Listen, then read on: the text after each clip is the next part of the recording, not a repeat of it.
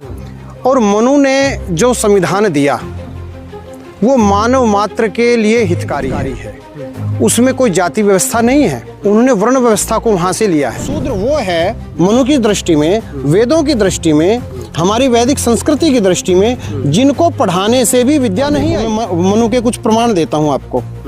मनु ने क्या लिखा? ब्राह्मण कौन है? वो जन्म से नहीं है।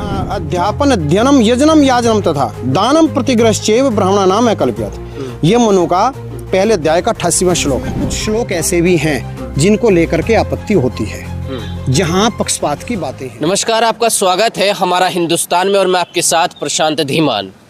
इस वक्त देश के अंदर भीमराव अंबेडकर को लेकर एक अभियान चला कि अमित शाह ने भीमराव अंबेडकर का अपमान कर दिया है, लेकिन उसके बाद मनुस्मृति पर सवाल उठने लगे।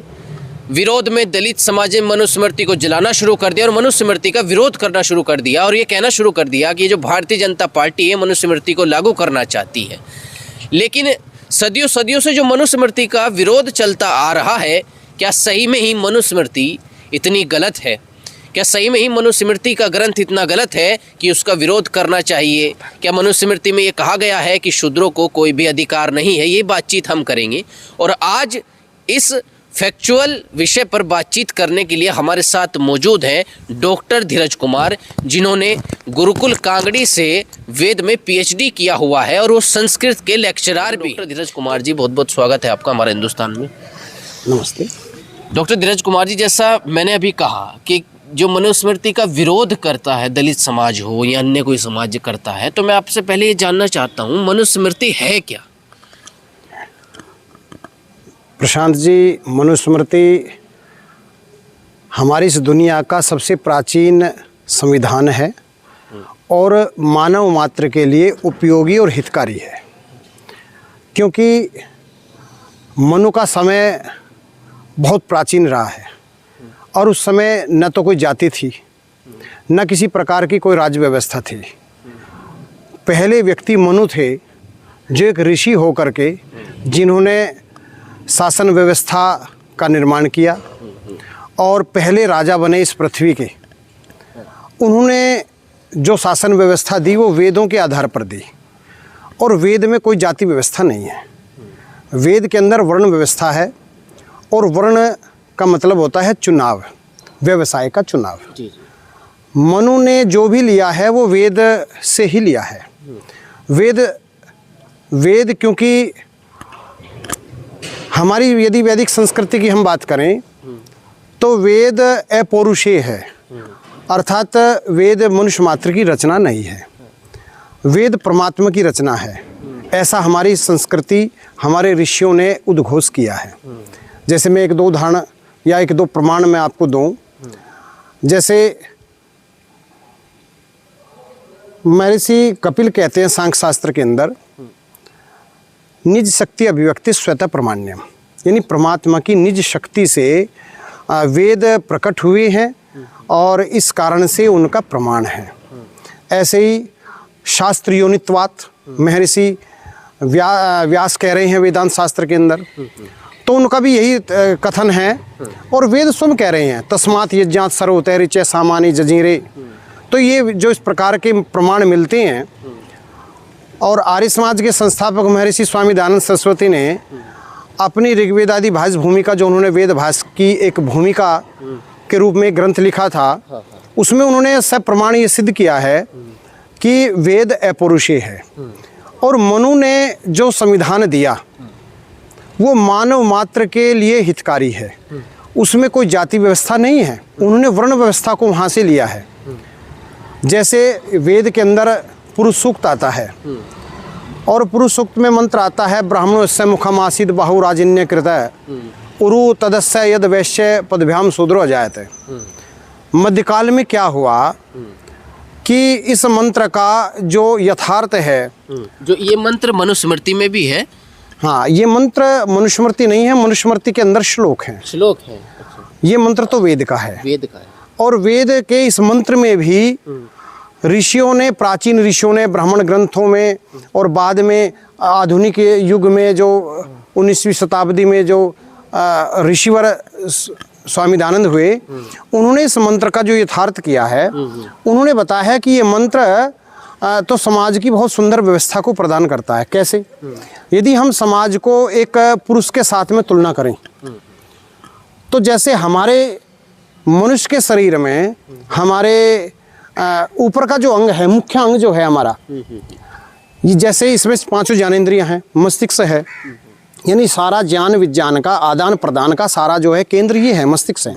तो ऐसे समाज में जो बुद्धिजीवी लोग हैं, जो ज्ञान विज्ञान को फैलाते हैं, प्रसार करते हैं और इसका हम भावना से करते हैं, वे लोग वास्तव में इस समाज के मुख हैं। उनको ब्राह्मण कहा गया, क्योंकि ब्रह्मनाम वेद का है, और ब्रह्मनाम वेद का है। वेद यानी विद्या, प्राचीन वो विद्या जो सारी विद्याओं का, सारे ज्ञान विज्ञान का मूल है। तो वेद कह रहा है कि इस समाज को यदि हम संगठित करना चाहते हैं या इसको उन्नत करना चाहते हैं, तो समाज में जो लोग बुद्धि का काम करते हैं, ज्ञान विज्ञान का काम करते हैं, जैसे आज भी हम यदि आज के परिप्रेक्ष्य में देखें, आज के संविधान के आधार पर भी जो 4 प्रकार की नौकरियां या कर्मचारी हम देखने को हमारे आते हैं, जो फर्स्ट ग्रेड के हैं वे कौन हैं? वे अधिकारी लोग हैं, साइंटिस्ट है, वे यही तो लोग हैं सारे के सारे। तो इसलिए प्राचीन काल में भी उसी प्रकार की व्यवस्था रही है। तो ब्राह्मण कौन है? ब्राह्मण हैं जो वेदों के विद्वान हैं, यानी विद्वान लोग हैं, अध्ययन अध्यापन करते हैं। यदि मैं मनु के आधार पर ही आपको बताऊं तो मनु के आधार पर देखो, एक जो उन्होंने दिया है, महर्षि मनु लिखते हैं अपने उसमें मनुस्मृति में, क्या लिखते हैं? वे कहते हैं कि जन्मना कोई जाति नहीं है। दरअसल जाति शब्द मनुस्मृति में आता है बार बार, लेकिन जाति शब्द का अर्थ वहाँ जन्म है। ब्राह्मण, क्षत्रिय, वैश्य को द्विज कहा है। और द्विज क्यों कहा? क्योंकि द्वाभ्याम जन्माभ्याम जायते, जिनका 2 जन्म हो गया। दो जन्म से तात्पर्य है, एक जन्म तो माता पिता से होता है, लेकिन दूसरा जन्म विद्या से होता है, सरस्वती माँ के द्वारा। तो जिनके 2 जन्म हो गए वो वास्तव में द्विज है। अब शूद्र कौन है? शूद्र वो है मनु की दृष्टि में, वेदों की दृष्टि में, हमारी वैदिक संस्कृति की दृष्टि में, जिनको पढ़ाने से भी विद्या नहीं आई, जो पढ़ने का उसको अवसर मिला, पढ़ाया गया, लेकिन पढ़ाने के बाद भी उसको जब विद्या नहीं आई, अब वो क्या करेगा? वो तो सेवा का ही काम करेगा, क्योंकि उसकी योग्यता नहीं है, इसलिए शूद्र है। एक शूद्र का तात्पर्य और आप ये लगा सकते हैं, विद्याविहीन है शूद्र है। जो विद्याविहीन है, तो विद्याविहीन स्वाभाविक रूप से वो परिश्रम करके ही अपनी आजीविका का प्रबंध करेगा। यानी जाति से कोई शूद्र नहीं है, ना जाति से कोई ब्राह्मण। जाति से कोई शूद्र नहीं होता। यदि देखा जाए तो जन्म से तो सभी शूद्र होते हैं। जन्मना जायते शूद्र संस्काराद्विज उच्यते, जन्म से सभी शूद्र हैं, यानी विद्याविहीन है, सीधी सी बात है। जैसे जैसे विद्या आती चली जाएगी और हम अपने योग्यता के आधार पर अपने कर्म का चुनाव करेंगे, तो उस आधार पर हम ब्राह्मण होंगे, क्षत्रिय होंगे, वैश्य होंगे। तो इस आधार पर हम देखते हैं कि मनु ने जाति व्यवस्था नहीं मानी, उन्होंने वर्ण व्यवस्था को माना। और वर्ण व्यवस्था को वे कहीं से मानते हैं? वे कर्म से मानते हैं, क्योंकि वर्ण का अर्थ है विर्णोते, यानी जो चुना गया, जिसको चुना जा रहा है, जिस व्यवसाय को। अब देखो, मैं मनु के कुछ प्रमाण देता हूं आपको। मनु ने क्या लिखा? ब्राह्मण कौन है? वो जन्म से नहीं है, जो अमुक अमुक कार्य करेगा, फला फला जो कार्य करेगा, उन कार्यों को करने के कारण कोई भी व्यक्ति किसी भी परिवार में, किसी भी कुल में जन्म लेकर के जो व्यक्ति इन कार्यों को करेगा, वही ब्राह्मण है। तो कौन है? अब देखो, अध्ययनम अध्यापनम, अध्यापन अध्ययनम, यजनम याजनम तथा दानम प्रतिग्रहश्चैव ब्राह्मणा नाम है कल्प्यत। ये मनु का पहले अध्याय का 88वां श्लोक है। क्या कहा है? कि पढ़ना पढ़ाना, यज्ञ करना कराना। यज्ञ से तात्पर्य आप ये लेंगे, केवल ये अग्निहोत्र नहीं है। यज्ञ से तात्पर्य है कि सारे अच्छे कर्म, जितने भी उत्तम कर्म हम समाज में करते हैं, वे सारे यज्ञ हैं। तो उत्तम कर्मों को करना और करने की प्रेरणा देना, उनका ज्ञान देना। तो कहा है दान लेना और देना। किसी भी अच्छे कार्य के लिए व्यक्ति दान भी देगा। दान से तात्पर्य केवल पैसे से नहीं है, वो अपना समय भी देगा, अपनी विद्या भी देगा।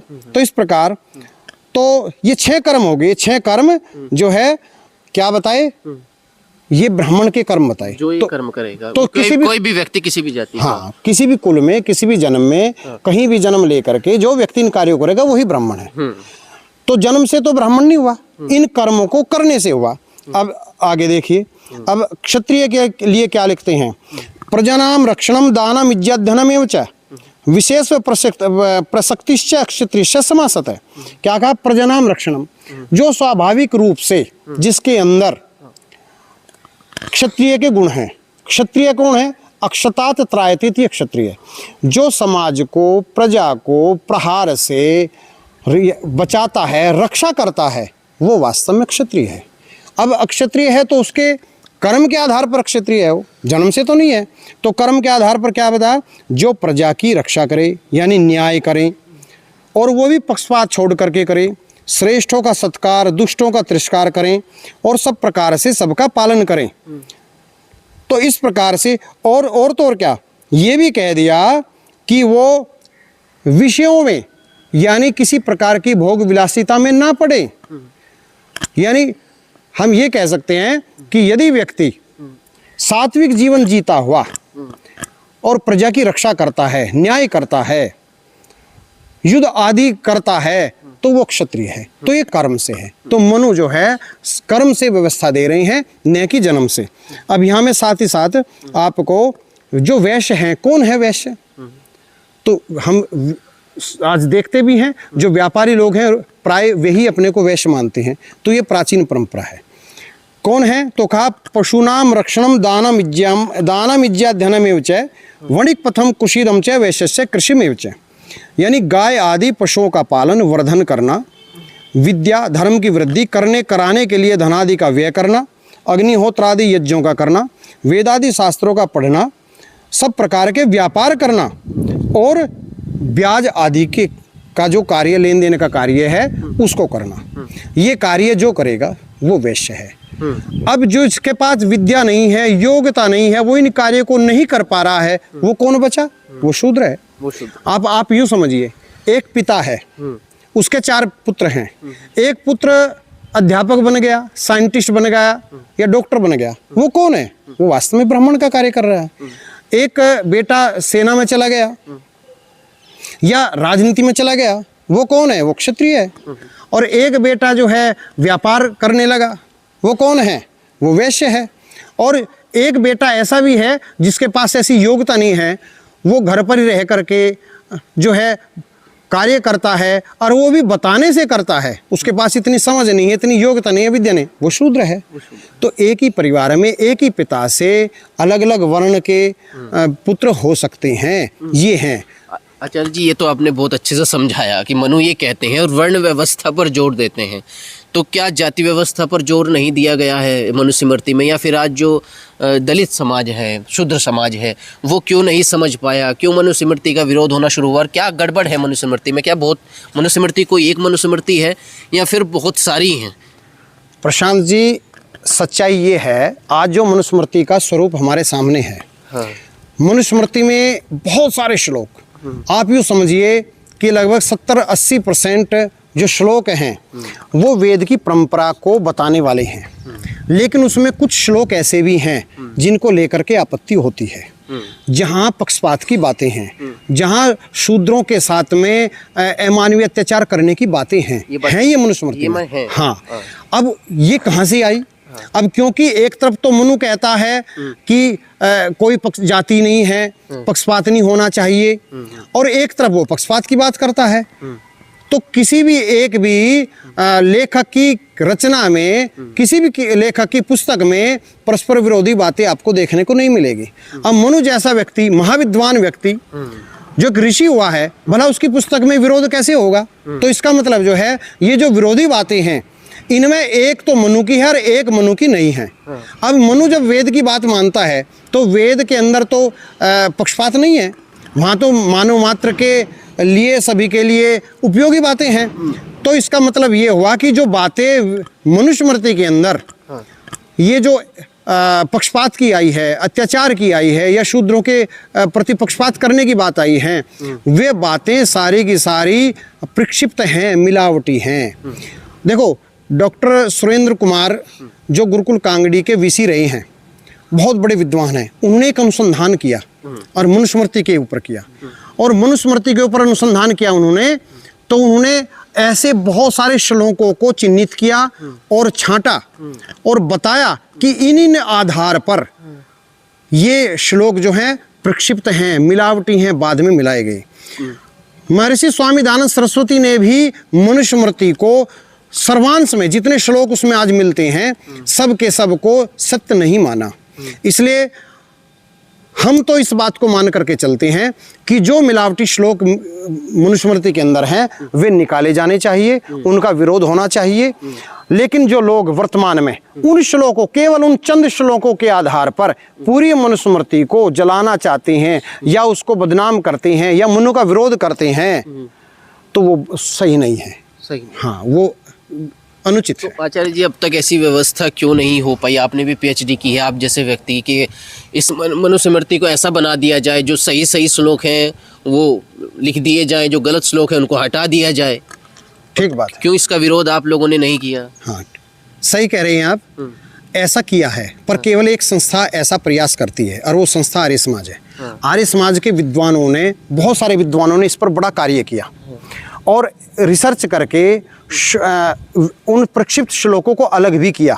शुद्ध मनुस्मृति, विशुद्ध मनुस्मृति के नाम से पुस्तक निकली भी, दिल्ली से आर्य साहित्य प्रचार ट्रस्ट से पुस्तक प्रकाशित हुई है, और पूरी जो मनुस्मृति है उसके अंदर भी ऐसे श्लोकों को अलग टाइप में छापा गया है और बताया गया है कि अमुक अमुक कारण से फला ये श्लोक जो हैं ये प्रक्षिप्त हैं।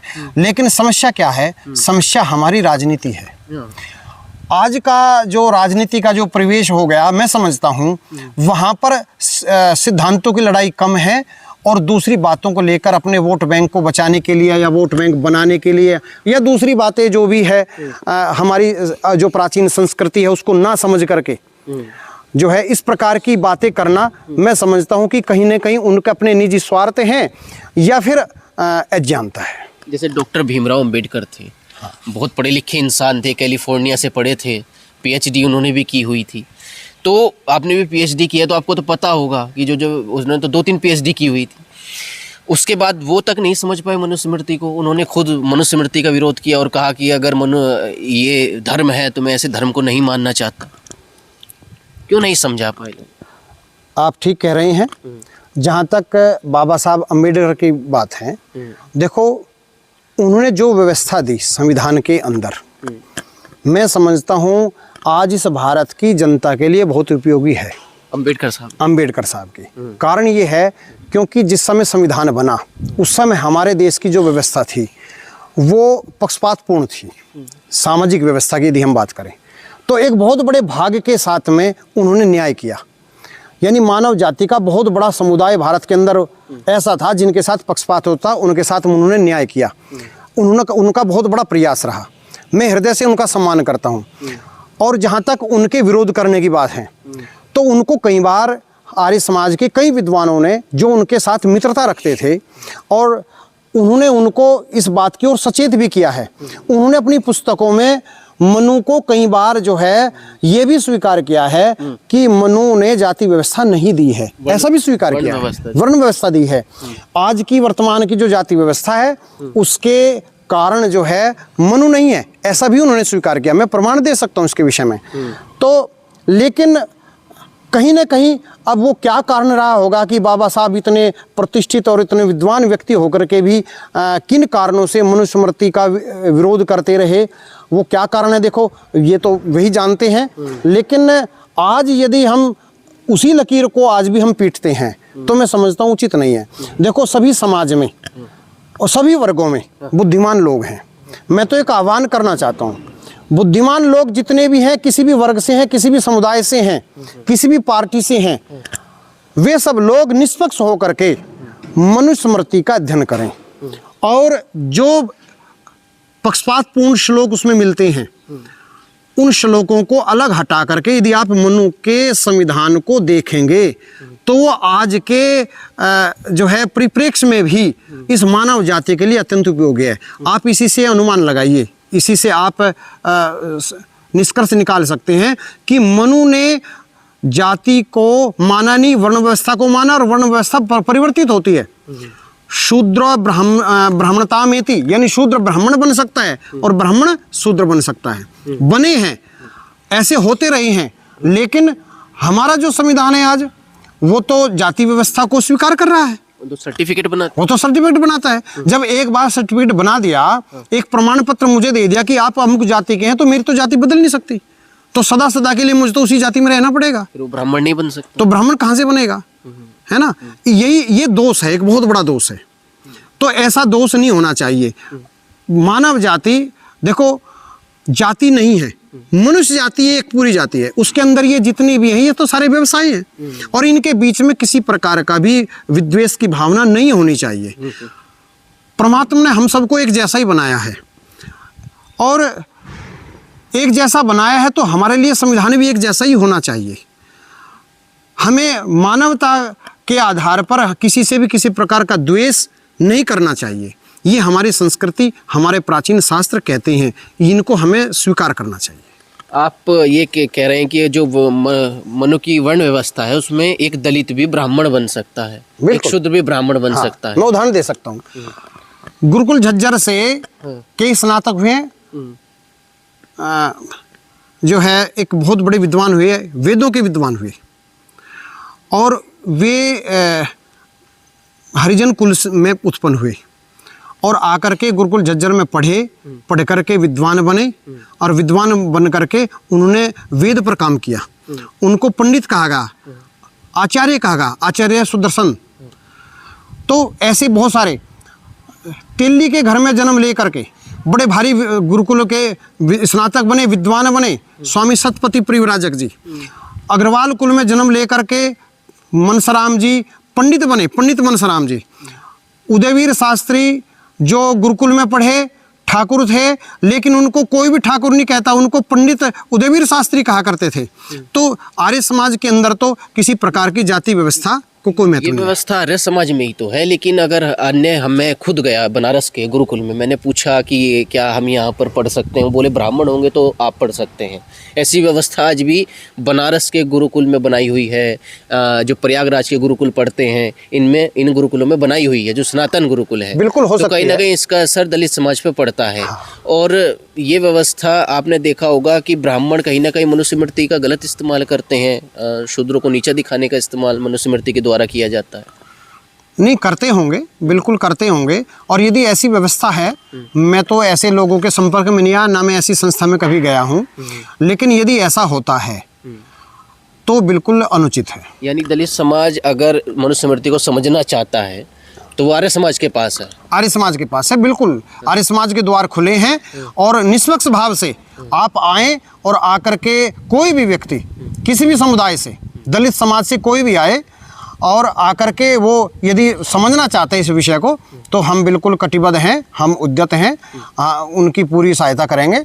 और आप देखेंगे कि हमारे प्राचीन शास्त्रों में मनुस्मृति हो चाहे अन्य वेद आदि जो भी है, उनमें कहीं कोई पक्षपात की भावना नहीं है। और मनुस्मृति वास्तव में मानवता की रक्षक, और मैं समझता हूँ कि मानवता के हितकारी पुस्तक हैं, इसको समझना चाहिए। लेकिन वे जो कुछ चुने हुए जो श्लोक हैं, जो इस प्रकार की बातें जो है रखते हैं, उनको हमें हटाना पड़ेगा, उनको निकालना पड़ेगा। लेकिन डॉक्टर साहब, एक समस्या ये आ जाती है आज के समय में कि वेद हैं तो सनातन जो मंदिर के वेद हैं, जो उनके वेद अलग हैं, आर्य समाज के वेद अलग हैं, ओम शांति वालों के वेद अलग हैं, तो बंदा जाए कहाँ? देखो वेद तो वेद ही हैं।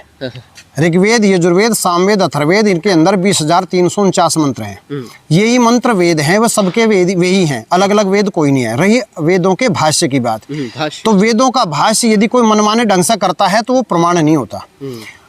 वेदों का भाष्य वही प्रमाणिक होता है जो प्राचीन ऋषियों की परंपरा से किया गया है।